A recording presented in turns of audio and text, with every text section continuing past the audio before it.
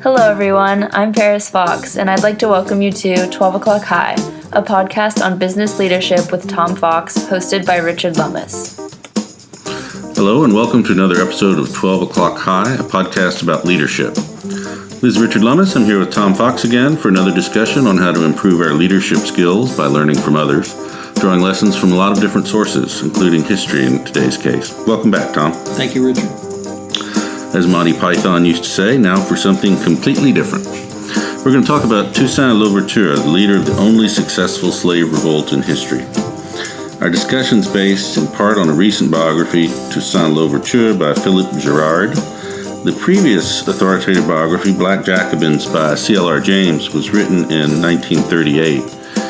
It's a very different book. It's far more passionate, and I'd recommend it to anybody interested in the subject, but I think it's been somewhat overtaken by archival research in the interim. Tom, what's your opinion on Louverture's place in history, and are the lessons from his time applicable today? So, Richard, it's a fascinating character in history. It was a fascinating project for us to try to come up with some lessons learned from the business perspective. I was attracted to Toussaint Louverture in college and researched and wrote extensively about him, initially based upon the Black Jacobin book and based upon his leading the only successful slave revolt.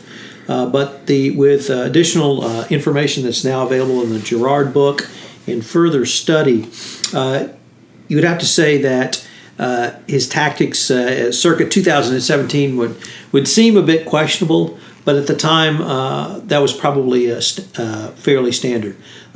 He led a horrific, and I mean horrific, revolt in Haiti, and the slaughter of life, the slaughter of people, the loss of troops due to disease was catastrophic. It was catastrophic for the island. It was catastrophic for the French settler plantation class. It was catastrophic for French army who went to fight the war, and it was catastrophic for the history and growth of the island going forward. So none of those can be discounted. Nevertheless, he was able to create a system that allowed the country to successfully defeat France. I've always been intrigued about the tie between whether this French experience was one of the reasons that led to the Louisiana Purchase, because it drained Napoleon of money, made him, I think, aware that he was not going to be able to have a New World empire without significant cost, and he decided to cut his losses, make the best deal he could, and move forward for his other goals on the European continent. So a lot there. You have really looked at this, I think, from a business lesson learned perspective, and put together some very interesting insights around Louverture. And it's fairly well certain he was born as a slave. He may have later been freed. The commentary, I think, can go either way on that. As with many things, we really don't know his background, but he had a goal, and he knew what his goal was, and his tactics changed, but his goal for a free country was throughout. So he knew what his goals were, and he played a very long game. In a prior podcast, we talked about Thomas Jefferson and his fight against the Barbary pirates, which I was quite surprised to find was really at least a 15-year process for him. Well, Louverture didn't live long enough to have 15 years worth of revolt in him. Nevertheless, he did play a long game. He switched allies. He betrayed friends when necessary. He worked to free blacks. Then he slaughtered white planters. He allowed the slaughter of white planters, and then would turn on those who slaughtered the white planters. So he played a very, very long game indeed. Well, I think you mentioned the know your goals, and I think that was one of the points of the Gerrard book, is that a lot of the literature about Louverture paints him as a saint who's consumed by the moral wrong of slavery and the desire for abolition, or the hatred of colonialism, neither of which is true, both of which I guess, presume a modern sensibility. One of the archival discoveries Gerrard talks about is the fact that Louverture himself, on at least 2 occasions, owned slaves. So his position becomes very ambiguous. I guess my reading of Gerrard is that his goals were not abolition or even independence, but what he really sought was self-determination and personal respect, especially for himself, but also for blacks in general. I think it's important to note that he never actually declared independence from France. Correct. And in addition to defeating France militarily, he had previously defeated the British and the Spanish. So, in fact, as I recall, I think he considered himself and publicly announced himself a French citizen. Yes, indeed. Up until the time of his death in France. Imprisoned by Napoleon in France, having been basically tricked, yes. So a couple of other points you raised I thought were very interesting. One we really haven't touched on in our leadership discussion, although we did touch upon it in a podcast about corporate boards, which is information control. And to the extent that there was information control in Santo Domingo at this time, Louverture made use of what tools were available to him. He knew what his audience was. He knew what they wanted to hear, and he gave that to them. So to the extent that public relations existed in Santo Domingo in 1795 to 1800, he certainly seemed to be a master of that at that time. Well, the other thing was, immediately after the French Revolution, he sent 3 representatives to the National Assembly, basically to present his side favorably, and the other side, that is, in this case, well, there were multiple other sides, of course, but in this case, mainly the planters were the opposition at that point. But to present them unfavorably and to present his side in a favorable light, and I thought that was very far-sighted of him. He definitely used press censorship once he was in control. I'm not sure how that's relevant to today's corporate environment. But anyway, it was, and his tailoring his message to his audience was something that I think we all do, at least subconsciously, but I think he took it to an extreme. But it's possibly a good lesson for us. So you bring up a really interesting point, which you have expressed as setting the agenda. And if you as a business leader can set the agenda or even influence the agenda within your organization, I think that can be a positive and powerful tool for you to utilize going forward. The ability, many people don't fully appreciate the ability or the position of a corporate secretary. A corporate secretary actually sets the agenda for board meetings. And so the times I've been high enough up in a corporation, I became very good friends with the corporate secretary.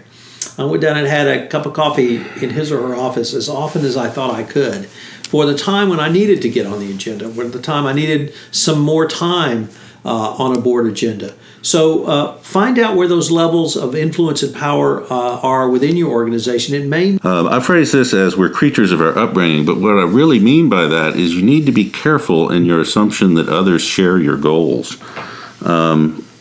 In this case, Louverture really wanted to maintain the plantation system, which was always going to conflict with the freedom of the slaves because the work is awful.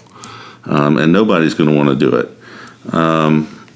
So he may well have, and again, as with most things about him, the information somewhat ambiguous, but he may have basically wanted to recreate the plantation system, except with blacks at the head. Yeah, and that's a great point.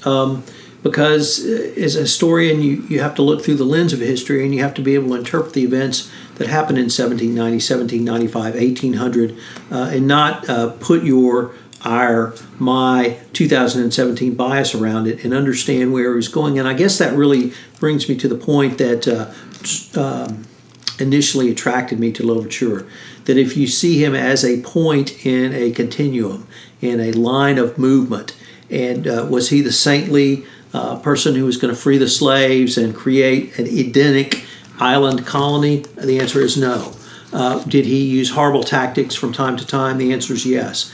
But did he move the values of Santo Domingue, such that at some point in the future those things could be achieved, meaning freedom for all persons, the non-enslavement and independence of the island? And I guess when I studied him initially in college, that's what struck me, was not to view him as the saint, not to view him as the Black Jacobin, but to view him as one person who moved the ball forward a little bit, perhaps a lot, but it set up the stage where further achievements and advances could be made. And as a business leader, whether you call that taking the long-term view or whether you call that positioning yourself so that you can take advantage of opportunities which arise, I think that's an important skill. They say in football, luck is when preparation and opportunity arises, and that's when you get lucky. Well, the same can be said in business. Preparation and opportunity can give you an opportunity to advance your corporation in a multitude of ways if you're ready and ready to seize that opportunity and prepared to do so. I guess the other point to add to yours slightly is the sheer pragmatism of his approach. I would not have used that word, but thank you, Mr. Historian. He knew how far he could get at any individual moment, and I think he knew his limitations. For instance, when he was fighting the French, he took a very indirect approach and basically waited for yellow fever to kill him. That's true, and that really, yes. And the yellow fever probably, I think I recall, decimated more casualties than were actual battlefield casualties.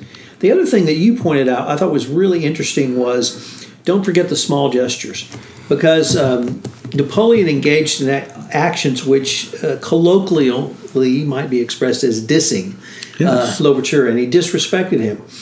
Conversely, I thought Louverture engaged in a couple of actions. You mentioned one, which was actually sending the representatives to be a part of the National Assembly, and I saw that as really a indicia of a small gesture of respect to the new Jacobin government in 1794, which led to the abolition of slavery at that time by that French government.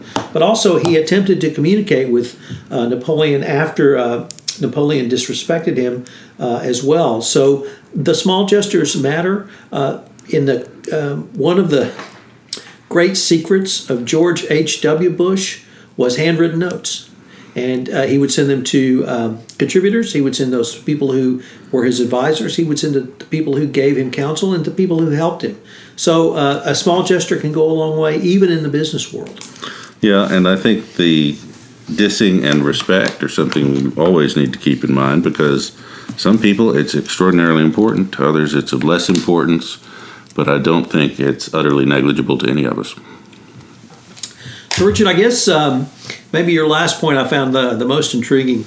I'm not sure we can tie this into a business context, but let's give it a shot, which is treatment by history. And I really like the way you phrase it. With Louverture, we see what we want to see. Yeah. And everyone does that, whether he's the Black Jacobin, the Black George Washington, whether he was the Black Panther who slaughtered the whites, whether he is Spartacus. He was a former slave who became a slaveholder. As you point out, the person who wrote the Declaration of Independence was a slaveholder. The person who was the first president of the Republic of Texas was a slaveholder. So we see in those people what we want to see, and my fear is we fail to understand the prism of what they were looking through at that time. As for the business leader today, my response would be, or my counsel would be, to have trusted advisors around you so that if you make a decision, you can essentially have people to talk to and ask and bounce ideas off of. Yeah, and to me, what it represented, there was a fascinating instance where Frederick Douglass made two speeches on the same day, And on one, he referred to Louverture as a George Washington character who treated planters humanely and left behind a functioning state. You can guess that audience was white. Later that afternoon, he made a speech to a black audience where he emphasized his military prowess and placed him in the role of Spartacus, as you referred to. So it's not just Louverture who will shape his message to his audience. But one of the things I think you need to be aware of, or we all need to be aware of, is that our preferences can become a bias. If we want to see Louverture as a proto-anti-colonialist, then we're going to look at the evidence in a way that shades it that way. And it's certainly human nature, but it's just something to be aware of.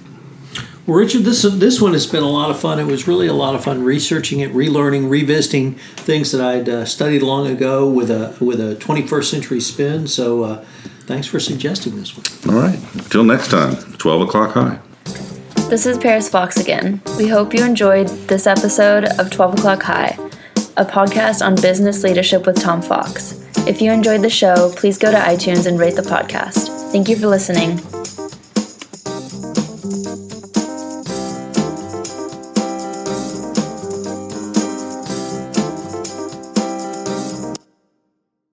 This podcast is a part of the C-Suite Radio Network. For more top business podcasts, visit c-suiteradio.com.